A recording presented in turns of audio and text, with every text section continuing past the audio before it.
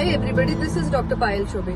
Often we get patients of recurrent pregnancy loss, मतलब जहाँ पे प्रेगनेंसी है लेकिन प्रेगनेंसी टिकती नहीं है, रिकरेंट abortions है, and the couple comes up to us and they are very depressed. The lady especially is very depressed.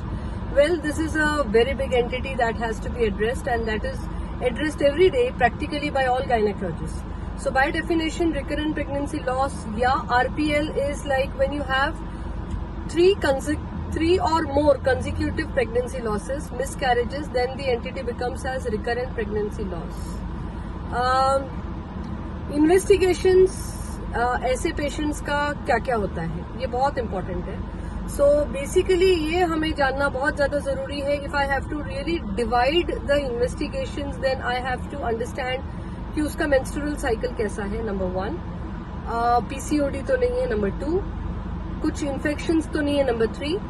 Couple का हम लोग HIV, VDRL that is syphilis test करते हैं, डायबिटीज का टेस्ट करते हैं, थायराइड का टेस्ट करते हैं, एंटी फॉस्फोलिपिड एंटीबॉडीज का टेस्ट करते हैं, एंटी न्यूक्लियर एंटीबॉडीज ANA का टेस्ट करते हैं.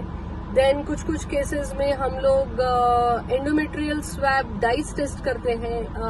Again point to be mentioned कि आजकल बहुत अच्छे टेस्ट आए हुए हैं, कॉम्प्रिहेंसिव टेस्ट आए हैं, जहां पे हम लोग ये पता कर सकते हैं कि सर्वाइकल फैक्टर है क्या, यूट्राइन फैक्टर, मतलब सी ट्राई एंड अंडरस्टैंड कि every pregnancy is a graft versus host reaction, right.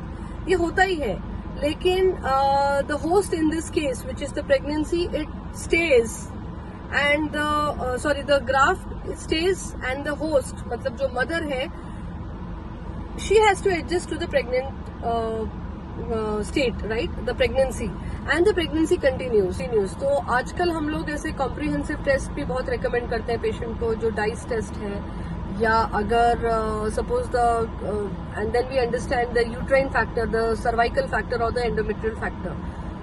ये सब चीजें हम लोग पेशेंट्स को बोलते हैं. And chromosomal analysis to some extent is done, and male factor rule out करने के लिए semen analysis, semen culture sensitivity, and DFI, that is DNA fragmentation index of the semen has to be done, जिससे समझ में आता है कि कुछ क्रोमोसोमल या सीमेन फैक्टर या मेल फैक्टर रिलेटेड कुछ एंटिटी है या नहीं है. सो ऐसे अगर कुछ केसेस हैं तो उनके लिए मैंने सोचा है कि एक ऐसा एक छोटा सा video on RPL, that is recurrent pregnancy loss, बनाऊं, एंड अपने व्यूअर्स को ये थोड़ा सा बताऊं कि these are the test that we actually recommend to the ladies and the couple out there. Thank you for watching me on the YouTube. Follow me on the Instagram, on the Spotify podcast, and this is none other than your Dr. Payal Chobe on the channel Aparajita Dr. Payal Chobe. Thank you.